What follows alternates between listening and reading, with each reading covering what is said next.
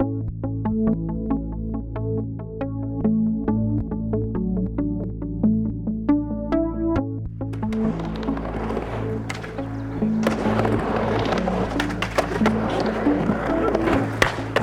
tricks, the flips, the jumps.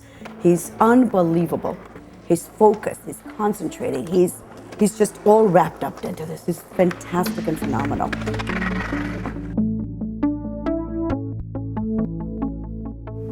I hold a part-time job as a substitute teacher at my local area schools, so I'm pretty comfortable as far as my day-to-day routine. I get up in the morning, I do some chores around the house, and then sometimes I will go to school and sub, and sometimes I will just stay at home and clean the house.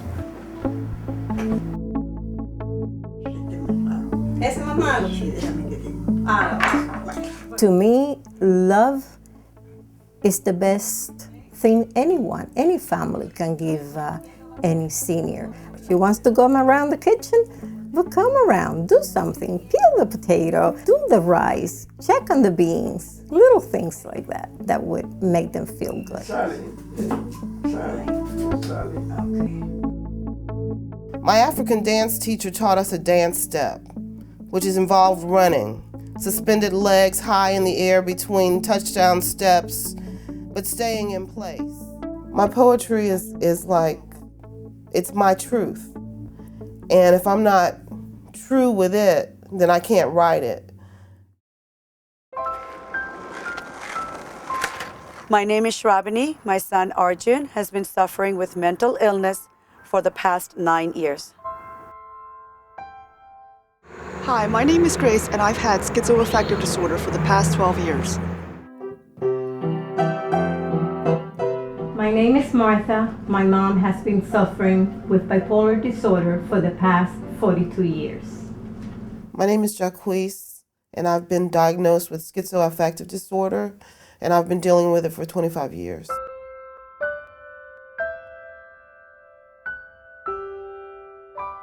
One in every 5 families are affected by mental illness, and that is pretty much throughout the United States. People think that there are specific types of people who can get this. Mental illness can hit anyone at any time. It doesn't matter how much money you have, it doesn't matter where you live, it doesn't matter what your occupation is. It does not choose race, it does not discriminate.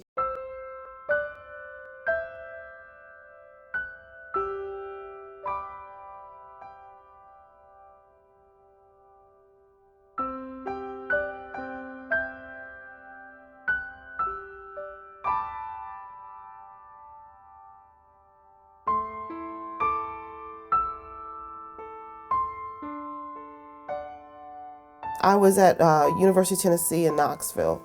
I was a 3rd year chemical engineering student. I had problems with hearing voices, suicidal ideations, irrational thinking. I had the total psychotic break when I was 20, and I couldn't do any of my engineering courses anymore. I couldn't form the equations, I couldn't comprehend. It took me 4 years to finish my last year of college because I was in and out of the hospital.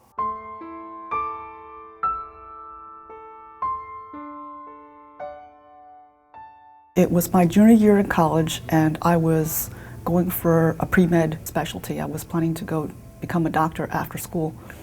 I realized that a lot of my peers were having less trouble with the coursework than I was, and I didn't know why. Sometimes I would be studying for 6 hours and they would only need 2.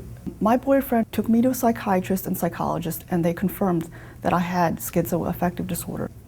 My first reaction was, no, that's not me. I don't have schizophrenia. And the doctor, the psychiatrist, said, oh, yes, you do. You have the classic symptoms of it. My mother was not very positive about my having a mental illness.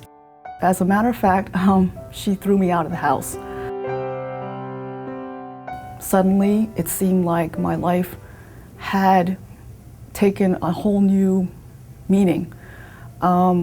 I knew that I could not work, and I knew that I had to get better first. I was a caring, good person, and I was going to recover.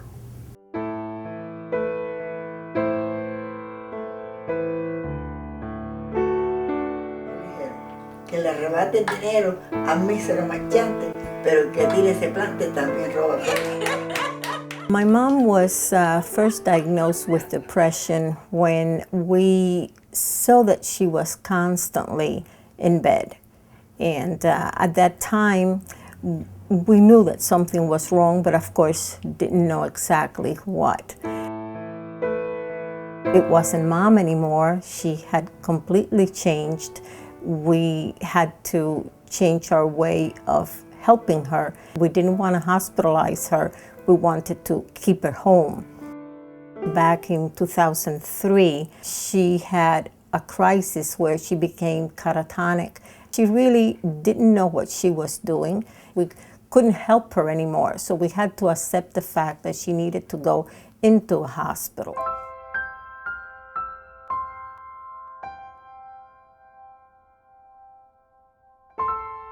Well, Arjun was always a social kid. He had friends that were unbelievable. Academically, he was all-around kid. His test scores for the national test scores used to be in the 99th percentile. Always loved and liked by everybody. When the illness struck he was fifth grade, everything just crashed. My teachers would probably, they pretty much like singled me out from the rest of the class because they didn't know, like, no one really knew that it was a mental illness. They just thought that, like, oh, he's going nuts, so we might want to keep him away from everyone so, like, he doesn't, like, go crazy and flip out on everyone. Very painful as a parent to sit there and have your child ask, what's wrong with me? And I have no answer. I've tried to hang myself like a couple years ago, and it really didn't hit me that, like, you know, like what am I doing? It didn't really hit me until after my parents found out, after my friends found out, and I got sent to inpatient for that.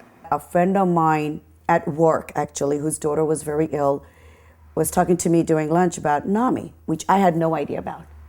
And I asked her, I said, what is NAMI? And when she explained to me, and she goes, let me give you this number and call. Good afternoon, NAMI New Jersey, Cynthia Miles.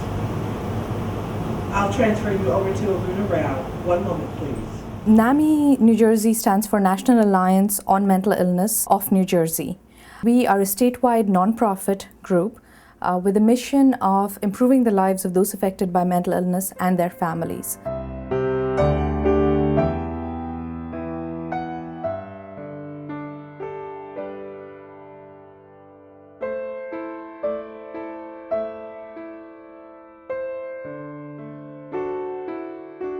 I would say the single common denominator for almost all the families that come in, regardless of race or ethnicity or any kind of background, is the stigma experienced by both families and by individuals who are affected by mental illness.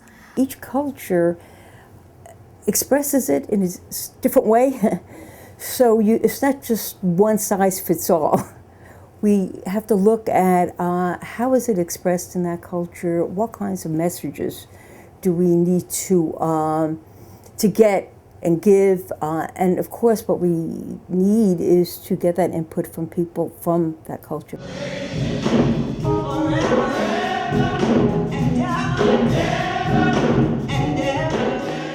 The stigma is shame, embarrassment, which consequently, you know, keeps us from speaking about it in the African American community. We're so used to, you know, keeping everything quiet and everything has to be hush hush, and we don't want everyone in our business, and, you know, we want to keep up with the Joneses. You're supposed to be Indian. We don't have this kind of issues. What is mental illness? It's just all in your head. Mi hijo Braulio lleva 4 años, más o menos, con la enfermedad. Porque al principio yo no conocía lo que estaba sucediendo. En la comunidad hispana enfrentamos varios problemas, especialmente Si uno dice que tiene una enfermedad mental, de una vez le dicen, oh, él está loco. Maybe it's something you did when you were pregnant. Maybe it's the food you ate. You know, did you eat pineapple? Pineapple has a way of doing that, you know, it's the acid. I was diagnosed with bipolar disorder, and during my first manic episode, I was hospitalized for 2 weeks. People have told me, do not talk about it. It will become better if you don't talk about it. It's hard to make them realize that it is a real illness. There's a tendency for them to believe that I could control my behavior and, you know, get better on my own. It's just something I'm not trying. People think that your parents, they didn't raise you well, or there's a weakness in your character. They don't take the time to understand. They just want to stick a label on you and then, you know, they're done with you. New Jersey's minority population was just huge, and regional and ethnic minorities experience far more barriers to accessing mental health care than the mainstream white population. We have always wanted to be very inclusive and have all populations, you know, part of NAMI New Jersey and benefit from whatever we did. But we found out that it just wasn't happening just by being here and saying, you know, come to us. It wasn't working. NAMI New Jersey has developed 4 multicultural programs. There is SAMHAJ, South Asian Mental Health Awareness in Jersey. Then there's CAMHOP, that's Chinese American Mental Health Outreach Program in New Jersey. And then there is NAMI NJ in Español, which serves people of Latino origin in New Jersey. Then we have AACT-NOW, which is African Americans Take Outreach Worldwide Now, which is targeted at the African American population. Tonight we're going to go around and ask everyone individually your name and why did you decide to come to the support group? We've developed support groups that have just started recently, and so far those have been going very well. The buzz is building, and it's just really exciting to see people really now ready to start talking about their experiences and taking responsibility for their health and their life and their family's health.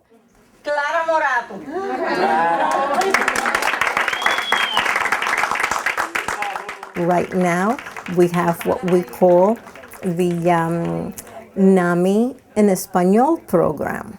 We do the family-to-family educational program, which is geared towards teaching the families how to deal with mental illness.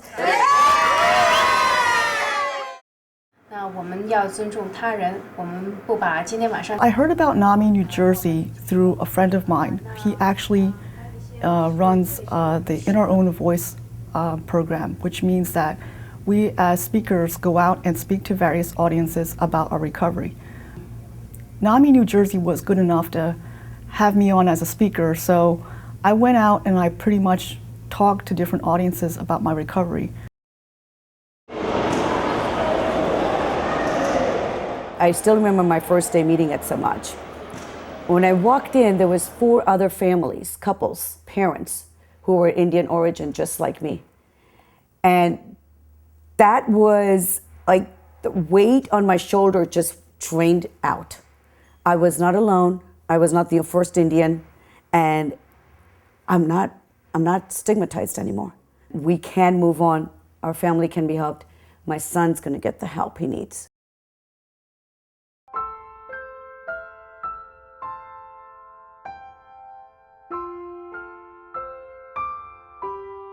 Active patience. You know, you do whatever you can for yourself every day to try to further your cause, but at the same time, let life progress without being anxious about it. Wake up. Our children have a mental illness just like they have other illness. Address it. Get the help you need. Talk to your children. Leave an open communication. Involve the rest of the family members, especially siblings. Help them. It is not an illness that can take their life over. Mental illness is treatable and very recoverable. You see before you today someone who is articulate and someone who does not look like she's mentally ill. And I want people to know that if they get treatment and if they get help, they can live a normal life. Having a mental illness is not a death sentence. There is life after recovery.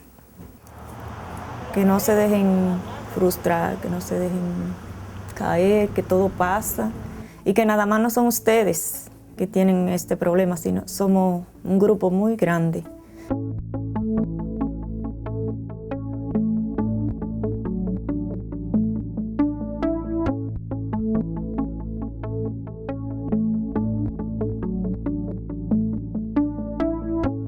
My positive journey after I received help was always a constant learning thing. I didn't exactly ever stop recovering. My boyfriend has been with me for 12 years, and he's been wonderful. When he first heard about the diagnosis, he automatically did not characterize me as a person with mental illness. He said, "You're a very brave person to go through this."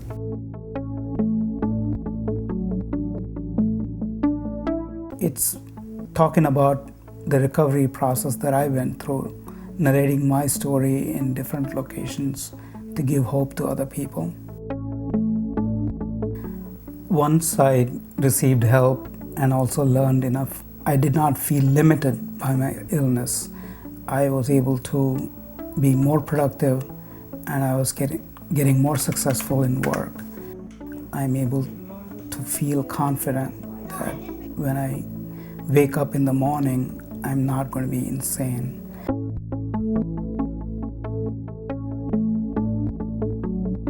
I was thinking, gosh, there's only one voice in my brain and it's mine, you know? And I told my parents about that, and that was like really, really a funny thing for us because, you know, it's been a long road and it's been all of us on it. My family is very, very supportive. My mother and father and my brother. While I was going through all that anguish and turmoil and stuff like that, they were the ones that were the pillars, and they were the ones that had to pay the bills too.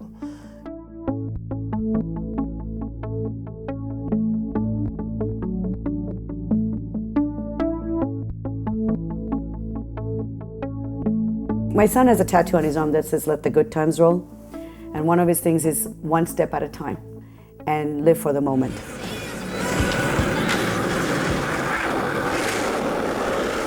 I love my life. It's great. I want to go to college, Brookdale Community College, major in television production. I bought my own car this year. Like, things could always be better, but you can't ask for that. You gotta just like love what you have. Like, life's too short.